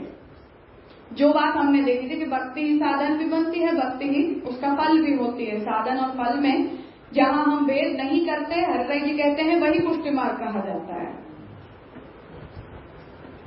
ठीक है। तो भगवान भी भागवत में ये आज्ञा कर रहे हैं कि भक्ति से ही भक्ति पैदा होती है। इति वचने भक्ति साधनेषु अपि भक्ति पद प्रयोगोपलम्बात्। तो भक्ति के जितने भी साधन होते हैं, उन साधनों के लिए भी भगवान ने वहां भक्ति के ही पद का उपयोग किया है। जैसे हमने बोला नवदा भक्ति। अब हमारे कंसिडरेशन में नवदा भक्ति क्या है इसे हम भूल जाएं, तो जनरल नोशन नवदा भक्ति का ये होता है कि श्रवणादि साधनों को करते करते आत्मनिवेदन पर्यंत भक्ति बढ़ जाए, तब भक्ति सिद्ध मानी जाती है। तो पहले के जो 8 अंग हैं, श्रवण से लेकर सख्य पर्यंत के, वो साधन रूप माने जाते हैं और आत्मनिवेदन को फल रूप माना जाता है। हम इससे अग्री नहीं करते हैं, पर सामान्यतया इसे इस प्रकार से बोला जाता है। तो जो आगे के श्रवण से लेकर सख्य पर्यंत के हैं, वो भक्ति है या भक्ति को पैदा करने के साधन है। तो हमें फिर ये करना पड़ेगा कि केवल हम आत्मनिवेदन को ही भक्ति कहें और अन्य सभी को हम भक्ति न कहें। प्रॉब्लम आ रही है समझ में? फिर से चित्त की कृष्ण प्रवणता के साधन को हम भक्ति कहते हैं या प्रवण हुए चित्त की अवस्था को हम भक्ति कहते हैं। ये दोनों समस्या है यहाँ। ये सब प्रॉब्लम आ रही है शंकराचार्य की परिभाषा के ऊपर। तो यहाँ श्यामका जी आज्ञा कर रहे हैं कि भगवान भागवत में ये कह रहे हैं कि आपको यदि भक्ति पैदा करनी है तो भक्ति भक्ति से ही पैदा होगी। तो भगवान ने वहां भक्ति को उत्पन्न करने के या भक्ति को सिद्ध करने के या भक्ति को फलरूप बनाने वाले साधनों के लिए भी भक्ति शब्द का ही प्रयोग किया है। वहां उसे कर्म रूप नहीं बोला है, मतलब श्रवण कोई कर्म नहीं कहा गया है, कीर्तन को कर्म रूप नहीं बताया है, पाद सेवन को कर्म नहीं बताया है, और आत्मनिवेदन को भक्ति कह के अन्य 8 को कर्म रूप बताए गए हों, ऐसा नहीं है। तो उसका मतलब है कि हम साधन में और फल में भगवान डिस्टिंक्शन नहीं कर रहे, भक्ति से ही भक्ति उत्पन्न होगी, ये भगवान का वचन है। तो इसी वचन है भक्ति साधनेषु अपि भक्ति पद प्रयोगोपलम्बात्। तो भगवान ने भक्ति के साधनों के लिए भी भक्ति के ही पद का उपयोग किया होने से न तो भाक्तः इति वाच्यम भक्ति पदस्य ज्ञानार्थकतायाः अभाक्तत्वे ज्ञानपदे नैव प्रयोजन सिद्धे है भक्ति पदस्य विशेषार्थ प्रतिपादकत्वापत्तिश्च। अब यहाँ ये प्रश्न आए कि जो व्यक्ति भक्ति का अनुष्ठान करेगा, आज मैं मानो भक्ति कर रही हूँ, तो मैं भक्ति को अचीव करने के लिए कुछ कर रही हूँ या मैं अभी जो कर रही हूँ वही भक्ति है? भक्ति अचीवेबल है या हम जो कर रहे हैं थ्रू द प्रोसेस वही भक्ति चल रही है? यहाँ भी हमें इसी ग्राउंड पर डिफरेंशिएट करना पड़ेगा कि जैसे मैं अभी जो क्रिया कर रही हूँ उसे हम कर्म कहेंगे या हम उसे भक्ति कहेंगे, तब तो ये प्रॉब्लम सॉल्व होगी। जैसे शंकराचार्य जी ये कह रहे हैं कि भक्ति अचीवमेंट नहीं है, भक्ति साधन है जिससे ज्ञान सिद्ध होता है। तो कर्म और भक्ति ये दोनों ही ज्ञान को सिद्ध करने में कंट्रीब्यूट करेंगे। कर्म के द्वारा चित्त शुद्धि होगी, ज्ञान के भक्ति के द्वारा कंसंट्रेशन डेवलप होगा, जिसके द्वारा ज्ञान सिद्ध होगा और ज्ञान के द्वारा मोक्ष मिलेगा। ये उनकी प्रक्रिया है। तो भक्ति का कंट्रीब्यूशन मुक्ति में नहीं है, भक्ति का कंट्रीब्यूशन ज्ञान में है और फिर ज्ञान का कंट्रीब्यूशन मोक्ष को प्राप्त करने में, ये उनकी प्रक्रिया है। हम ये कह रहे हैं कि हम कृष्णस्य चेत ध्रुवम मोक्षः कृष्णस्य चेत ध्रुवम, कृष्ण का हो जाना ही अपने आप में मुक्ति होती है। तो मुक्ति अचीवमेंट नहीं है। हाँ, कृष्ण ने हमें एक्सेप्ट कर लिया तो हम मुक्ति हैं, हम अपने आप को बद्धी नहीं मानते हैं। तो तात्पर्य ये है कि भक्ति किस लिए, भक्ति क्या प्राप्त करने के लिए, या जो प्राप्त हो जाती है वो भक्ति कहलाती है, या जिसे प्राप्त किया जाता है वो भक्ति कहलाती है, या भक्ति के द्वारा ही भक्ति प्राप्त होती है। ये सारी प्रॉब्लम्स यहाँ उपस्थित हो रही हैं इस विषय में, साधन और फल के डिस्टिंक्शन को लेकर, मेनली उन दोनों को डिफ्रेंशिएट करने के लिए। तो न तो भाक्त है इति वाच्यम, हम उसे भाक्त नहीं कहेंगे। क्यों नहीं कहेंगे? भक्ति बदल से ज्ञानार्थकताया। अब भक्ति शब्द को शंकराचार्य जी ने तो ज्ञानार्थ इंटरप्रेट किया, ज्ञान के अर्थ में उन्होंने भक्ति शब्द को लिया। ठीक है, तो अब आप जो अचीव आपने कर लिया, उस अचीवमेंट को आप भक्ति प्राप्त की ऐसा कहोगे या ज्ञान प्राप्त किया ऐसा कहोगे? जिस ज्ञानी को आप भक्त कह रहे हो वो अपना अनुभव क्या बोलेगा कि मैंने ज्ञान प्राप्त किया या मैंने भक्ति को प्राप्त किया? मैंने ज्ञान को प्राप्त किया, क्योंकि आप भक्ति करना चाह नहीं रहे हो। टेक्निकली भक्ति का कंट्रीब्यूशन किसी वस्तु में नहीं है, भक्ति को तो आप फॉर द सेक ऑफ ज्ञान कर रहे हो। तो भक्ति पदल से ज्ञानार्थकताया अभाक्तत्वे ज्ञान पदे नहीं वो प्रयोजन सिद्धे है। तो आपको वहां भक्ति शब्द का उपयोग करने की जरूरत ही नहीं है। आप ये कह देते हो कि ये ज्ञान है, तो ज्ञान शब्द को बोल देने से ही आपके प्रयोजन की सिद्धि हो जाती है। क्या उसका मतलब कि मैं जब अपने आप को ज्ञानी कहती हूँ तो मैं अपने आप को भक्त तो नहीं कहती, तो मैं अपने आप को भक्त ही नहीं कहती जब, तो आपको ऐसे ज्ञानी के लिए भक्त शब्द का उपयोग करने की जरूरत ही कहाँ है? जिसे हम भक्त कहते हैं। तो महाप्रशांतों जी यहाँ ये आर्ग्यू कर रहे हैं कि मैं अगर ये कहती हूँ कि जिस व्यक्ति को मुक्ति प्राप्त करनी है वो ज्ञाननिष्ठ बने और वो ज्ञानी कहलाएगा। अब मैंने उसे ज्ञानी कह दिया तो मुझे उसे भक्त कहने की जरूरत ही नहीं है। भगवान क्या कर रहे हैं? ज्ञानी को ज्ञानी नहीं कह रहे हैं, भगवान ये कह रहे हैं कि भक्तों के 4 प्रकारों में मुझे ज्ञानी अच्छा लगता है। उसका मतलब है कि भक्त उसमें एज अ प्रीफिक्स आ रहा है कि भक्तों की 4 वैरायटी है। वैरायटी ज्ञानी की वैरायटी बताई जा रही है, भक्तों की वैरायटी बताई जा रही है। वैरायटी भक्तों की बताई जा रही है। तो जब भक्तों के प्रकार बताए जा रहे हैं तो ज्ञानी मुझे प्रिय होता है ऐसा कहने पर ज्ञानी भक्त मुझे प्रिय होता है ऐसा भगवान का तात्पर्य समझना है। ज्ञानी प्रिय है ऐसा भगवान का तात्पर्य नहीं समझना है। ठीक है, एक आर्त भक्त होता है, एक अर्थार्थी भक्त होता है, एक जिज्ञासु भक्त होता है और एक ज्ञानी भक्त होता है। अब इसमें भगवान यदि ये कहते हैं कि मुझे ज्ञानी भक्त प्रिय होता है तो भक्ति में जो ज्ञानी है उसे बताने में भगवान का प्रयोजन है, ज्ञानी को भक्त बताने में प्रयोजन नहीं है। अन्यथा कैटेगरीज ये होती है कि ज्ञानी के 4 प्रकार होते हैं। अब हुआ तो श्यामल जी यहाँ ये आज्ञा कर रहे हैं कि ज्ञान पदे नहीं वो प्रयोजन सिद्धे है। भगवान यदि ज्ञानी की बात करना चाह रहे होते तो वहाँ भक्त 4 प्रकार के होते हैं ऐसा न कह के ज्ञानी 4 प्रकार के होते हैं ऐसा कहने पर भगवान का प्रयोजन सिद्ध होता। पर भगवान वहाँ भक्त के प्रकार डिस्कस कर रहे हैं, ज्ञानी के प्रकार नहीं डिस्कस कर रहे हैं। तो आप ज्ञानी की कैटेगरी में भक्त को कैसे ला सकते हो? उल्टा भक्त की कैटेगरी में ज्ञानी आ रहा है।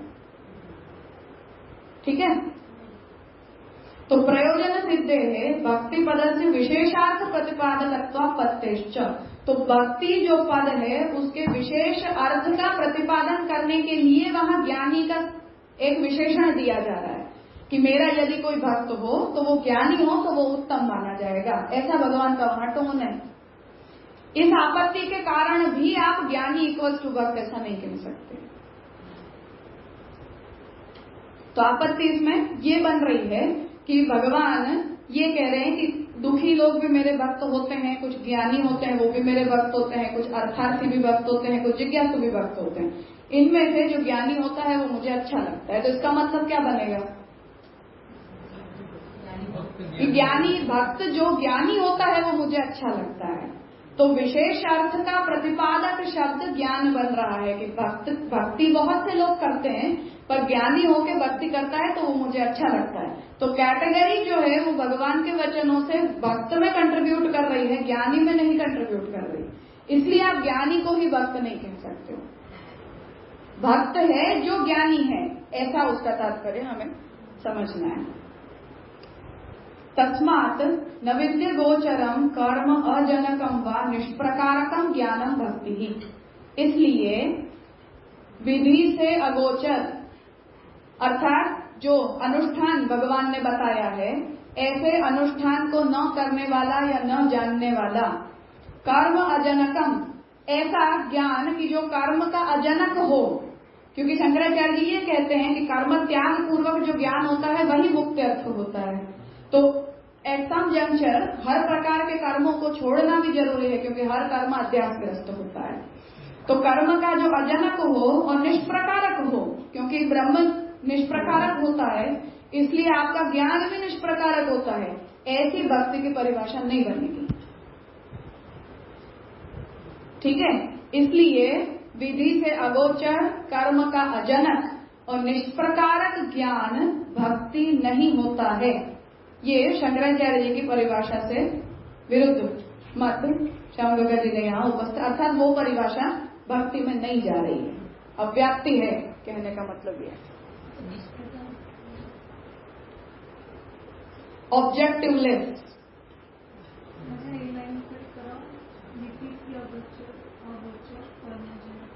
कर्म अजनक, विधि जिसकी कुछ नहीं है, ज्ञान की कोई विधि नहीं होती है, तो विधि को जो नहीं जानता, कर्म पैदा करोगे, कर्मों को अगर आप करोगे तो हर कर्म क्योंकि अध्यात्मजन्य होता है, इसलिए वो मुक्ति अर्थ नहीं होते। तो कर्म का जो अनुष्ठान है वो चित्त शुद्धि के लिए किया जाता है। चित्त शुद्ध हो जाने पर कर्म का त्याग कंपलसरी है। कर्म त्याग पूर्वक ज्ञान की सिद्धि मुक्ति अर्थ होती है, ये उनकी प्रक्रिया है। तो कोई भी प्रकार का अनुष्ठान जो है वो शंकराचार्य जी के सिद्धांतानुसार मुक्ति से विरोधी है, तो वो कर्म का अजनक होगा और निष्प्रकारक होगा। अर्थात किसी भी ऑब्जेक्ट के प्रति आश्रित होकर यदि आपका ज्ञान बन रहा है तो वो ज्ञान सोपाधिक कहा जाएगा, निरुपाधिक नहीं कहा जाएगा। क्योंकि ज्ञान जो है उसमें ज्ञाता ज्ञान और ज्ञेय के डिफरेंसेस जब खत्म होते हैं तभी मुक्ति होती है। तो कैसे ज्ञान को शंकराचार्य जी भक्ति कह रहे हैं? ऐसा ज्ञान कि जो विद्यागोचर हो, जिसमें कोई विधि न हो। दूसरा, जिसमें कोई प्रकार का कर्म को पैदा करने के कोई लक्षण न हो, अर्थात किसी प्रकार का कोई अनुष्ठान न हो। और तीसरा कि जो निष्प्रकारक हो। ऐसे ज्ञान को शंकराचार्य जी ने भक्ति कहा है। तो उसे यहाँ निगेट कर रहे हैं कि भगवान ने विधि भी बताई है, भगवान ने अनुष्ठान भी बताया है और भगवान ने स्वप्रकारक भक्ति बताई है। अर्थात भगवान उसका ऑब्जेक्ट बनते हैं उस भक्ति के, तब जाकर तो भगवान ने उसे भक्ति कहा है। तो आप जिस ज्ञान को भक्ति की डेफिनेशन में फिट कर रहे हो वो आपकी डेफिनेशन भक्ति के साथ नहीं जा रही है, जो भक्ति को भगवान कह रहे हैं मन मना भगवत भक्तों में। इसलिए शंकराचार्य जी की परिभाषा विरुद्ध है, ऐसा था। ये शंकराचार्य की आई ना अगले पेज में भगवत भजन परेशु वो रूल। अब उसका फाइनल कंक्लूजन खाली एक टाइम में अगर बोलो सामने सामने रिजल्ट तो क्या होगा? आपने जो परिभाषा बनाई वो गलत है, ये भक्ति नहीं है। उनका ये था ना कि भजन भगवत भजन परेशु अर्थात ज्ञानेशु अंतिम ज्ञान लक्षण रूपक्रम, ये चार में से अंतिम जो ज्ञानी है वो क्या ज्ञान क्या नहीं होता, ज्ञान लक्षण का क्या बोलो, यही भक्ति है। तो वो प्रूव किया मनमना से और ये एंड ऐसा आया कि नहीं हो सकता। वो इसलिए नहीं हो सकता क्योंकि शंकराचार्य जी ने जो ज्ञान का नेचर, भगवान जिसे ज्ञानी कह रहे हैं, वहां भगवान का तात्पर्य है कि भगवत संबंधी ज्ञान सिद्ध जिसे है, महात्म्य ज्ञान से पूर्ण जो जीव है, वहाँ ये बोले तो हमको ज्यादा तो हमें कोई समस्या नहीं है। तो हम वहां ये कहेंगे कि कौन सा ज्ञानी भगवान को प्रिय होता है कि जिसे भगवत संबंधी पूर्ण ज्ञान हो। महाप्रभु जी ने ज्ञानी चेत भजते कृष्णम तस्मात् नास्त्यधिकः परः ऐसा क्यों कहा? क्योंकि आप सकल शास्त्र आदि में बताए हुए सिद्धांतों से यदि परिपूर्ण है, ज्ञानी है, प्रभु के स्वरूप का आपको इतना ज्यादा ज्ञान है, तो आपकी भक्ति में कोई कमी कभी रहेगी ही नहीं। आप खुद ही खुद भक्ति करोगे अगर इतना ज्ञान है। हाँ, तो वो आपका जो ज्ञान है वो इतना परिपूर्ण है तो वो प्रशंसनीय है। अब यहाँ जो बात आ रही है वो ये आ रही है कि शंकराचार्य जी ज्ञान का स्वभाव क्या मानते हैं कि वो विधि से अगोचर होता है, वो कर्म का अजनक होता है। कभी भी ज्ञान आपको कर्म के प्रति इंस्पायर नहीं कर सकता है, क्योंकि ज्ञान क्या कहता है कि मैं इंद्रिय नहीं हूं, मैं मन नहीं हूं, मैं बुद्धि नहीं हूं, मैं ब्राह्मण नहीं हूं, मैं क्षत्रिय वैश्य शूद्र नहीं हूं, मैं ब्रह्मचारी सन्यासी कुछ भी नहीं हूं। तो आप कर्मपरायण होते हो तो कर्म के प्रति आपको इंस्पिरेशन तो आपका अध्यास देता है। ज्ञान आपको कर्म से दूर करता है कि ये सब तो अध्यासग्रस्त होने पर किए जाते हैं, मैं तो इनमें से कुछ भी नहीं हूं, आत्मा तो कुछ भी नहीं करती, आत्मा निष्क्रिय होती है। तो कर्म का अजनक बनता है वो ज्ञान और निष्प्रकारक बनता है। वो ज्ञान का कोई ऑब्जेक्ट नहीं हो सकता है। अहम ब्रह्मास्मि भी शुद्ध ज्ञान नहीं है शंकराचार्य जी के लिए। वहां से अहंता भी हटती है, अस्मि भी हटता है, केवल ब्रह्म बचता है, तब वो निष्प्रकारक ज्ञान होता है। तो अहम ब्रह्मास्मि भी स्टेपिंग स्टोन है, वो शुद्ध ज्ञान की अवस्था नहीं है। तो निष्प्रकारकता का मतलब एब्सोल्यूट एब्सेंस, ब्रह्म के अतिरिक्त किसी भी वस्तु का न होना, उस प्रकार की स्थिति को वो ज्ञान कहते हैं। ऐसा ज्ञान भक्ति रूप कैसे माना जाएगा? वो इसलिए नहीं माना जाएगा क्योंकि भगवान के ही वचन से ये बात विरुद्ध जा रही है। दोनों वचन कि भगवान भक्ति के अनुष्ठान को भी भक्ति रूप कह रहे हैं।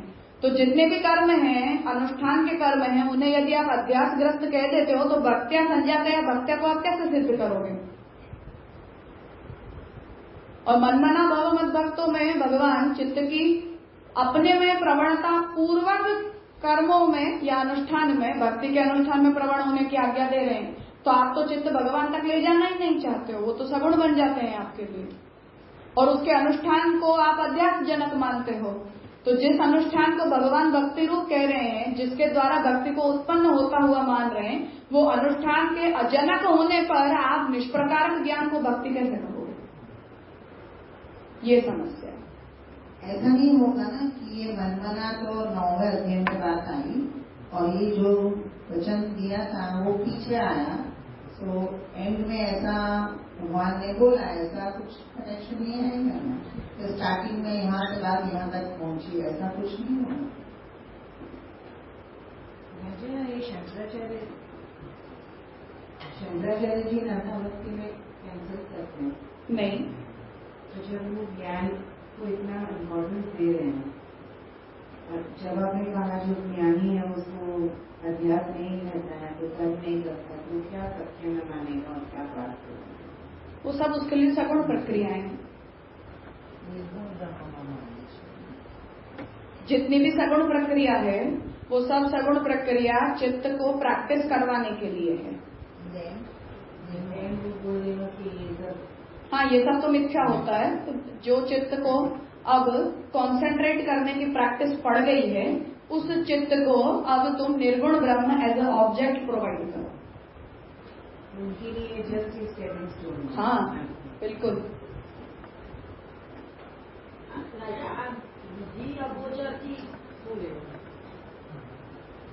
उसका मतलब कि ब्रह्म जो है वो कभी भी किसी विधि का विषय बनते नहीं है।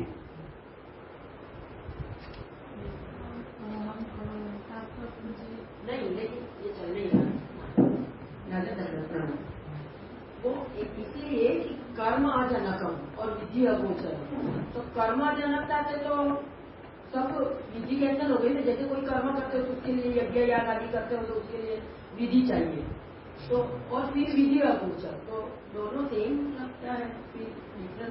विधि अंडरस्टैंडिंग होती है कि हमें ये करना है, और जो अंडरस्टैंडिंग है वो एप्लीकेशन को कंसीव करता है। कि अब मुझे पता है कि ऐसा करना चाहिए, अब मैं उसे अप्लाई कर रही हूँ, अब मैं उसे करना शुरू करूँ, तब जाकर फिर वो कर्म बनेगा। यानी विधि से उसकी वो क्रिया नहीं समझना चाहिए। क्योंकि वो तो सब सगुण मिथ्या होता है ना, तो उसमें आप लगोगे तो ज्ञान प्राप्त कब करोगे? नहीं, लेकिन मैं ऐसे पूछ रही हूँ कि विधि और कर्म में डिफरेंस क्या है? विधि यानी लिखा हुआ होना और कर्म यानी विधि का मतलब है लिखे हुए की अंडरस्टैंडिंग कि ये हमारा कर्तव्य होता है, हमें ये करना चाहिए, फिर आप उसे कर्म बनाते हो, उसे करना शुरू करते हो।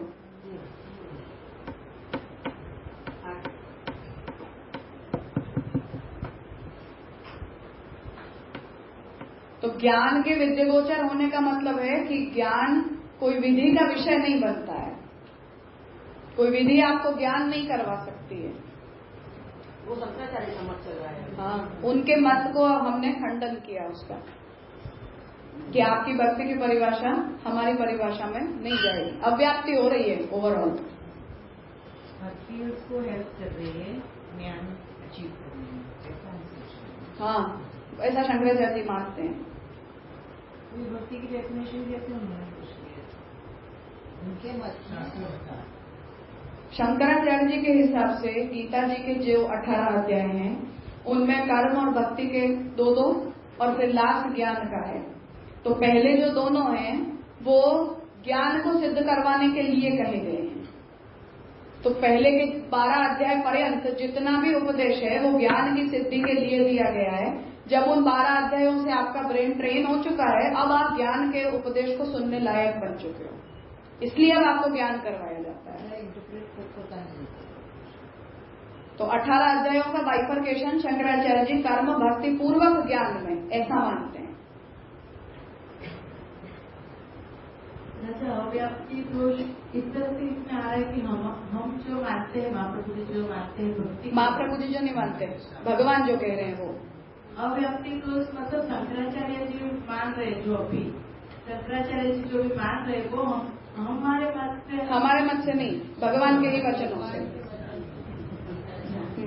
उसमें ही वो अव्याप्ति आ रही। हमारे महाप्रभु के मत हम कुछ नहीं कह रहे इसमें, हम पढ़ ही नहीं रहे। मतलब पूर्णतया शंकराचार्य जी का जो मत अभी बता रहे वो पूर्णतया भक्ति को कवर नहीं कर रहा है, इस तरह से वो, क्योंकि भगवान ही उसका जो कवरेज बता रहे हैं उसमें आपका लक्षण जा नहीं रहा, क्या आपका लक्षण ज्ञान में जा रहा है, भक्ति में ही नहीं जा रहा है। वो अव्याप्ति मन मना that is the main important part here.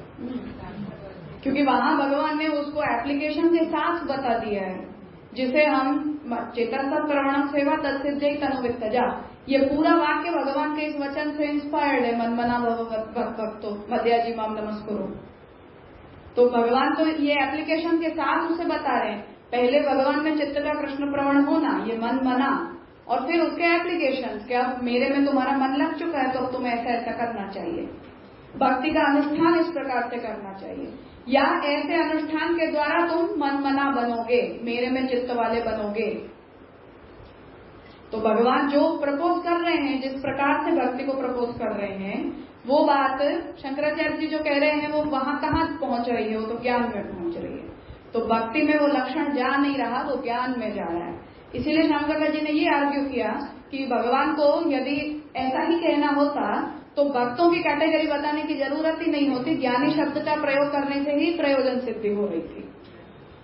तो भक्ति इस शब्द का उपयोग ही वहां यूजलेस हो जाएगा यदि हम किस प्रकार के ज्ञान को ही भक्ति मान लेंगे। तो फिर भगवान किस भक्त को अनुष्ठान बता रहे हैं, आर्थ को बता रहे हैं, जिज्ञासु को बता रहे हैं, या अर्थार्थी को बता रहे हैं। उसका मतलब कि ज्ञानी के लिए ये सब अनुष्ठान नहीं है। मदभक्तो मनमना भव मदभक्तों में जो भी एप्लीकेशन बताया वो आर्थ जिज्ञासु और अर्थार्थी के लिए हुआ।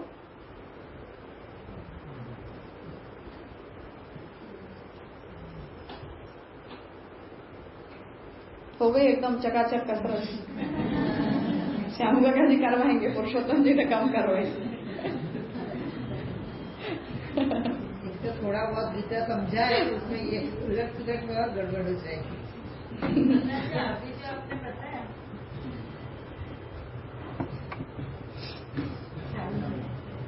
मन बना वो जो आपने बताया कि वो आर्थ मात्र जिज्ञासु और अर्थार्थी के लिए फिर हो जाएगा, वो ज्ञानी के लिए नहीं होगा। तो वो तो शंकराचार्य जी कह रहे इसमें होगा ना फिर वही तो दोष बन रहा है ना कि फिर भगवान अगर ये आज्ञा कर रहे हैं तो किसको कर रहे हैं फिर? उसका अधिकारी कौन? अगर ज्ञानी भक्त के लिए ये सब अनुष्ठेय नहीं है, क्योंकि उसे तो निष्प्रकारक ज्ञान करना है, विद्यागोचर करना है, कर्म का अजनक करना है, तो ये सब अनुष्ठान किसके लिए?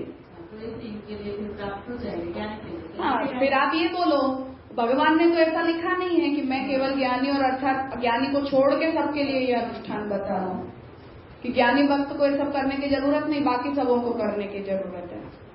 तो भगवान ने तो मत भक्तों कह के हर भक्त के लिए ये अनुष्ठान बताया है, तो वो अनुष्ठान कहाँ जाएगा?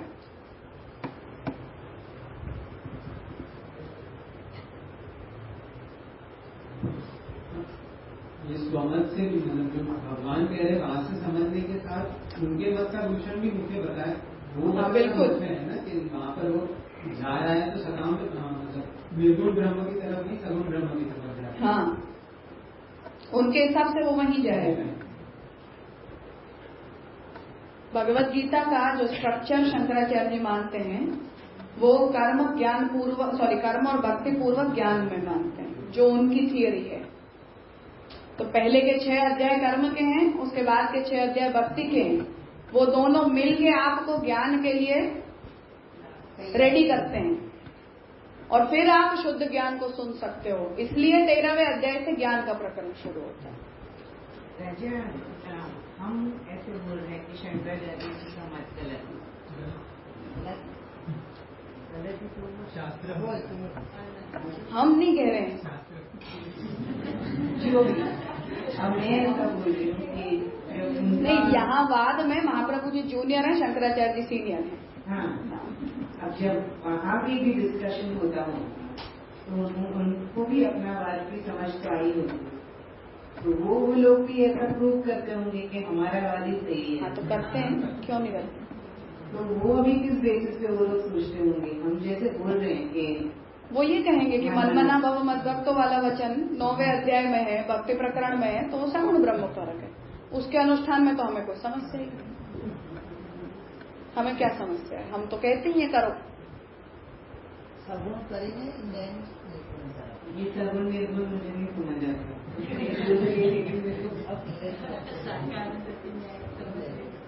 ब्रह्म का यदि कोई भी एडजेक्टिव आप लगाते हो तो वो ब्रह्म निर्गुण नहीं रह के सगुण बन जाता है। शुद्ध नाउन अगर आप ब्रह्म का यूज कर रहे हो तो वो निर्गुण रहता है। हम कृष्ण को ब्रह्म कहेंगे तो सगुण हो गया। लेकिन जो सृष्टि की इच्छा हुई है वो किसको हुई? निर्गुण को हुई कि सगुण को हुई? सगुण को हुई, क्योंकि इच्छा का धर्म ब्रह्म में रहता ही नहीं। हाँ, तो फिर कोई नहीं था तब तो निर्गुण था। तो माया थी ना, माया हमेशा से थी, माया कहीं नहीं गई। तो कोई नहीं था जब ब्रह्म था तब माया थी, ब्रह्म के साथ माया थी ही। और माया ने जब किया आवेश किया तब उसको इच्छा हुई और फिर वो सगुण हो गया। माया शबलित ब्रह्म को ही इच्छा होती है, निर्गुण ब्रह्म को नहीं होती। इच्छा का धर्म निर्गुण ब्रह्म में रहता ही नहीं है। नहीं, क्योंकि माया अपने आप से ही ऐसा कुछ कर देती है ब्रह्म। एक्सीडेंट। क्योंकि माया अघटित घटना पटीयसी है, जिसे आप घटित नहीं कर सकते हो उसे घटित करने में ही माया का रोल होता है। वही माया की एक्सपर्टीज है। तो ब्रह्म को ऐसा कर देती है। माया कर नहीं देती है, ब्रह्म स्वयं माया से ऐसा करवा देते हैं। हाँ, सब मोह माया है। बाकी शंकराचार्य जी जितना अनुष्ठान करते हैं उतना आज भक्ति संप्रदाय का कोई आचार्य अनुष्ठान नहीं करता है। श्रृंगेरी पीठ से रोज सुबह 4:15 बजे उनके नित्य अर्चन का लाइव होता है, जो चलता है सुबह 10 बजे तक। अनुष्ठान मतलब तो उतने का हम भी नहीं करते। हाँ, पूरी पूजा, षोडशोपचार पूजन, तो उतना तो हम भी नहीं अर्चन करते जितना वो करते हैं। चित्त शुद्धि होती है, इतना ही मानते हैं। इतना बड़ा मंदिर है, सभी देवताएं प्रतिष्ठित हैं, हर उत्सव पर हर देवता का अर्चन करते हैं, तो उतना तो हम सब भी नहीं करते हैं जितना वो करते हैं। चित्त शुद्धि।